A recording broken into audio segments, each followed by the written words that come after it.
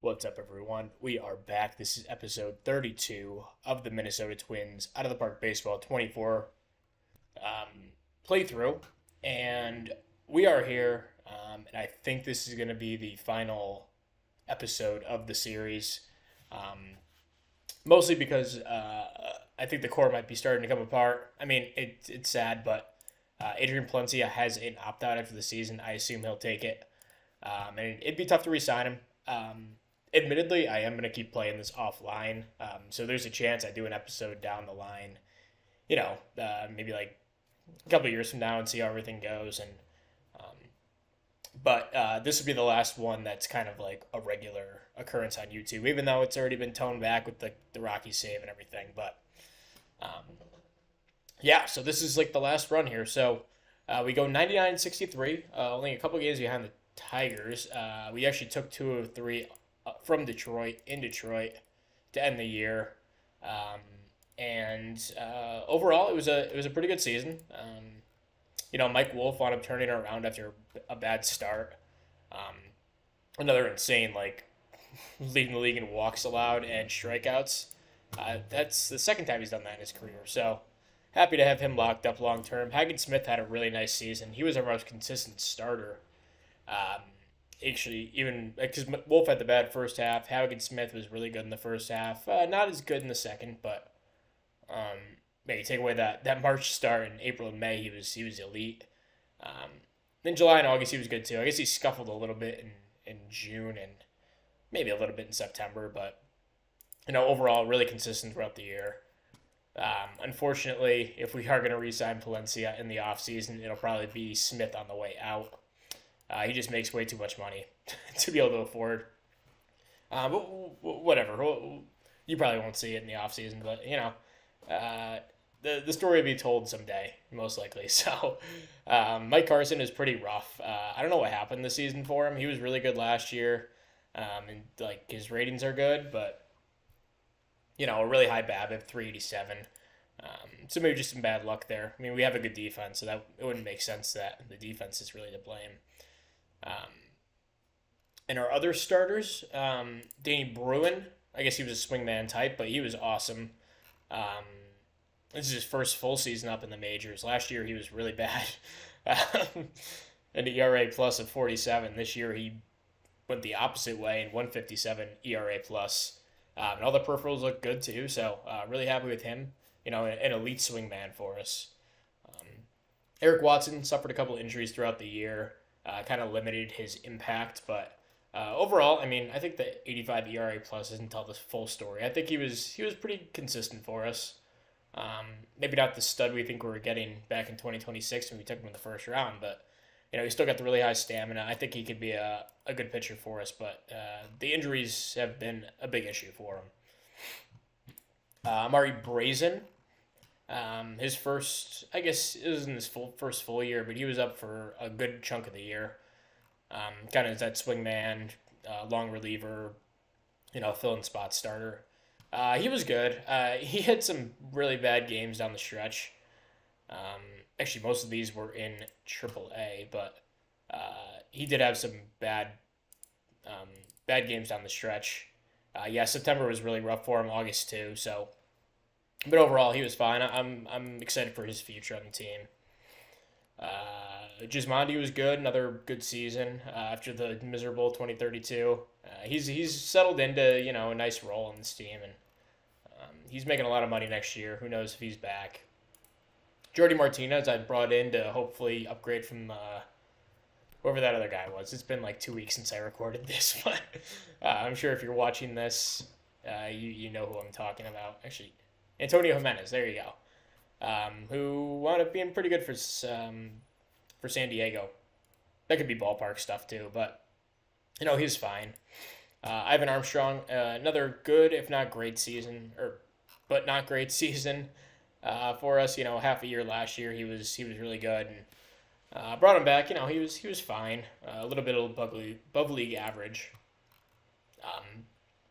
Benison didn't get as much time in the majors as last year. That was just circumstance, and he got off to a bad start, so he was kind of in the minors for a lot of the year. But when he was up, he was okay. Had a strong end of the year though. So happy with him. Paul Gervais, we traded for at the deadline, wound up getting 24 innings for us. Pretty good results. Not the best, but he's a good seventh inning guy. Lash had another awesome season. We'll see if he can redeem himself in the playoffs, but he's been one of the elite pitchers in baseball throughout his 5 years here in Minnesota. I guess last year was his worst year, but a 147 ERA plus, and it's not bad at all. And then a 337 this year, so he's been great. Then Soho, who we traded for this offseason for, a decent pitching prospect, I guess. And Pat Atlas, who was a career minor leaguer. He wound up being awesome for us. A 233 ERA plus. All the peripherals are good, and just a really good year for him. So into the lineup, Adrian Palencia bounced back after a rough start to the year. Hit 21 bombs. I know he was really struggling with the power early on.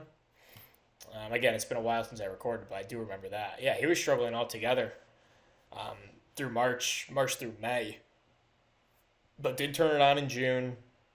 July was rough, but August, September absolutely raked. So yeah, 10 home runs in September to save his home run total. But yeah, and another really nice year from him, and up to 56 WAR in his career. So only at age 30, he looks like he's on track for an easy first ballot Hall of Fame.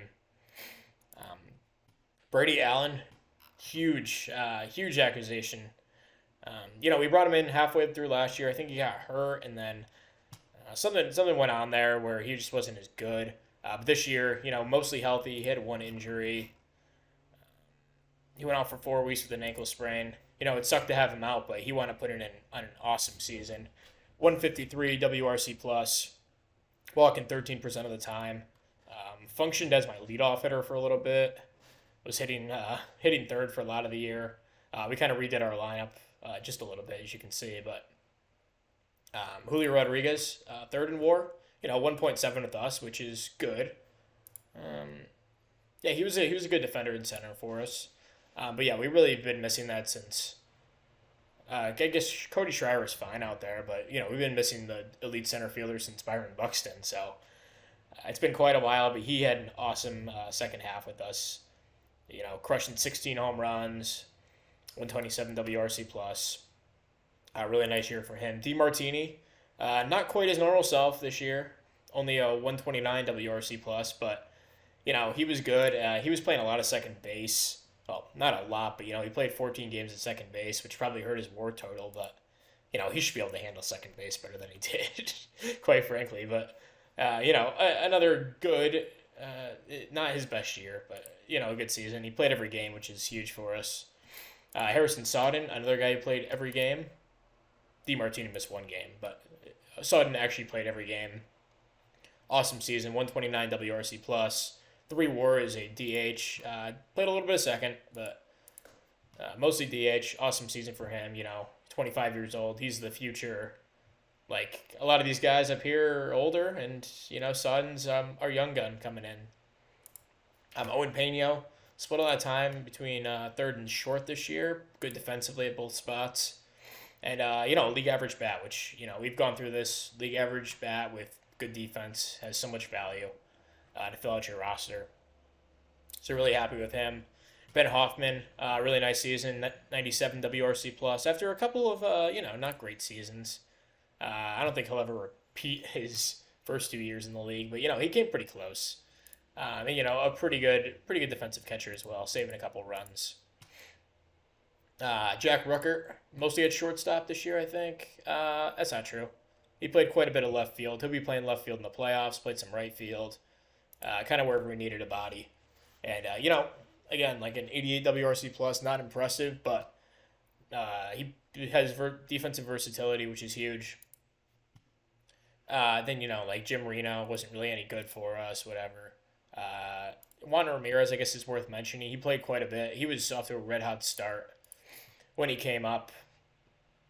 Yeah, like April, or I think it's all levels, but let's go to majors.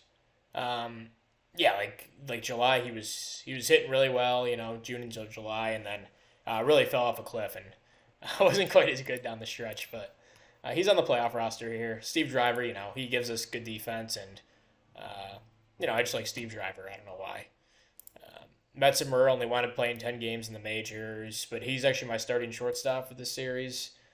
And Andres Castro also makes the roster. He had 10 games, but I kind of like his build, if you want to call it. But yeah, Tommy White went out. He was hitting really, really well, and it's a shame that he's not on this playoff roster because he definitely would have, been in my starting lineup instead of Matsumura. But this is what we've come to here. And also Belcher Glazebrook, I forgot to mention him, had a really nice season. It doesn't give us length at all because the low control kind of leads to him throwing a lot of pitches, and he doesn't have the best stamina to begin with, but he had a really nice year. He's out with an elbow strain, undecided when he's going to come back. So, it could be soon, it could be a couple weeks, but he's off this first series roster. We'll go with these 3 starters and hope for the best here. So, with all that out of the way, which was a lot, but I had to catch myself up too on the storylines and what's going on here. We're going to be playing Kansas City, 92-70, 8th in runs scored, 7th in runs against, so middle of the pack in both regards. Looks like they have a really good guy, Giovanni Shiho, who's out for the series. Unfortunate for them, but not the most intimidating lineup, I'd say. And I guess this guy's a good pitcher. Carrillo's pretty good. Luis Valdez is pretty solid, and Tim Shirley, prone to the home run ball. So, and their bullpen was 4th in ERA, so pretty good bullpen. Okay. We have 3. Luckily, we're at home in Minnesota. Let's do it. Mike Wolf on the mound for game 1. And we take it 2-1. So, big day for the pitching.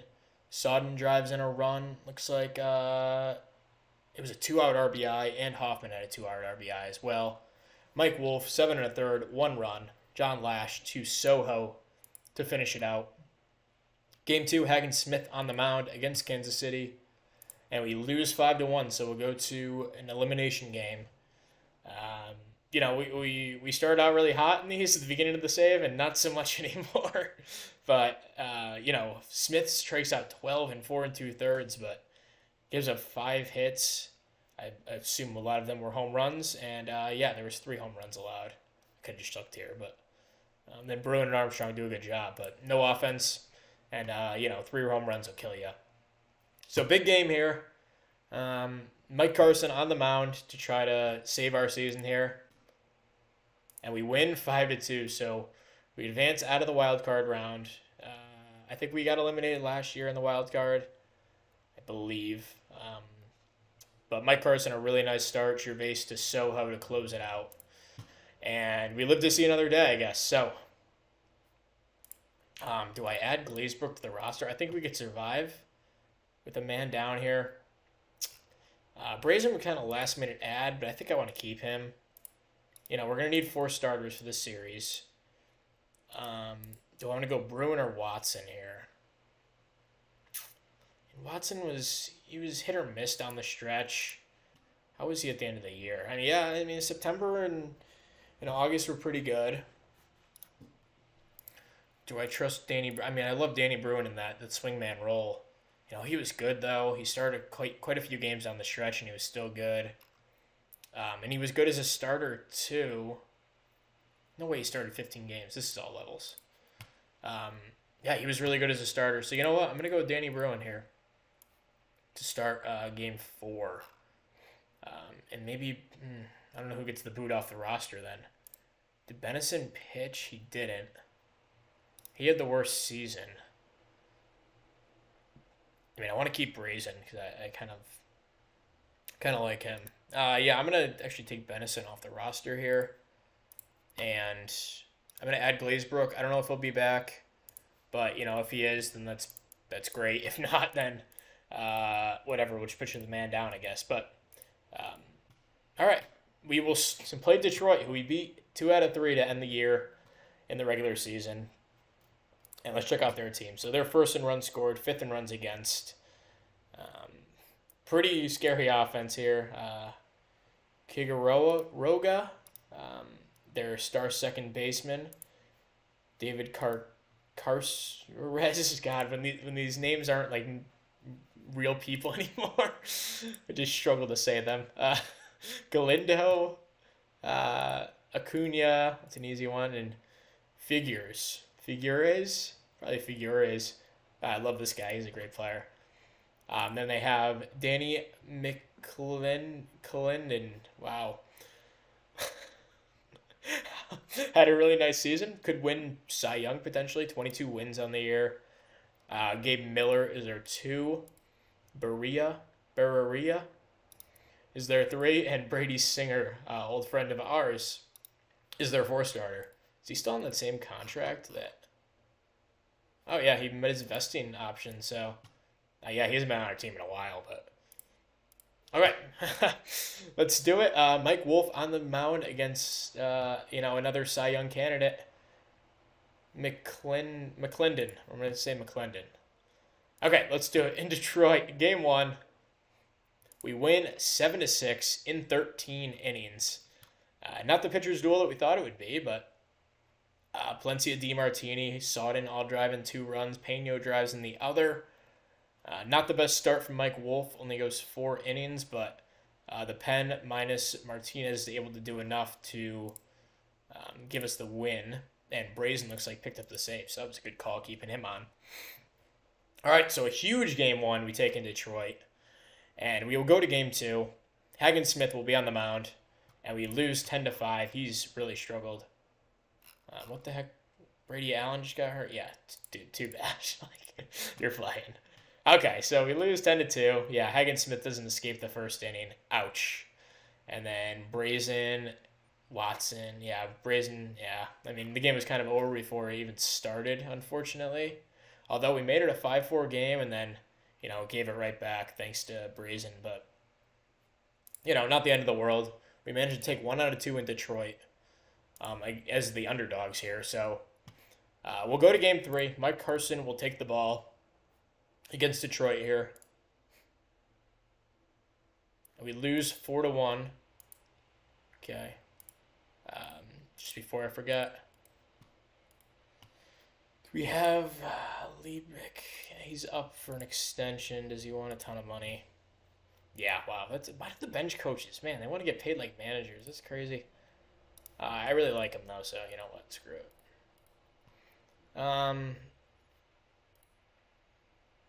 You know what? No, whatever. It's fine. All right, Game 4. After we lose 4-1, we'll be down 2-1. The offense doesn't do much. Carson and Watson don't get the job done, and Glazebrook came back, so that's good. So he'll be in the pen for the rest of the series. With Danny Bruin on the mound for Game 4, a big Game 4 here, to stop us from going down 3-1. We win 6-2. Huge game. We tie up the series. And, it's a best of 5, duh. So that's that was an elimination game. Holy crap. I thought it was best of 7. But Danny Bruin does his job, and then the bullpen lights out to close it out. And there we go. We will head to Detroit for a crucial Game 5 to keep our season alive. We'll have Mike Wolf on the mound. I assume they'll have their ace. Yep, Danny McClendon will be on the mound to go to the ALCS or go home. We lose 7-1. Wow, we've not been good in those elimination games, man. And Mike Wolf really struggles. The dude we're given, was that $50 million to about for his career. Can't escape the 4th inning in a playoff start. And McClendon, on the other hand, goes 7 strong, 1 run. And, you're not going to win a game winning 1 run, really. But, the pitching kind of screwed us. But there you go. I guess that's it. The series ends uneventfully with an ALDS loss to the Tigers. You can see since 2024, we've made the playoffs every year. And, we have 4 championships to show for it, but none in our last 4 seasons, despite, pretty good finishes. This actually being our best season since 2031. Although our Pythagorean is not quite as good. So yeah, this is kind of the golden era from 2026 to 2031. I think it's probably downhill from there, but we still put up a good fight every year, but guys get expensive, and we have a ton of money on the books for four guys, and yeah, it's just tough to win like this. But it was a really fun series doing on YouTube. But yeah, I'm gonna take this offline, and maybe I'll update someday and get some finality to it. But yeah, we'll focus on the Rocky series. Maybe another mini series coming up. I kind of have some ideas. I kind of want to do like a what if for the 2010s Marlins teams, because I've been thinking about that a lot, and it's something cool to do, just like a mini series, and kind of do that on the side. And yeah, I guess that'll be it. So thank you very much for watching the whole series. Appreciate it. It was really fun to do, and we built this team into a pretty big juggernaut, which we'll probably keep going. But I think this is a good spot to wrap up after Palencia, who's been the backbone of the team for the last decade. He could potentially be walking away. But yeah, I've come to love this team. So yeah, thank you very much for watching, and subscribe if you enjoyed, and yeah, we'll see you in another series, or next time. So we'll see you. Bye.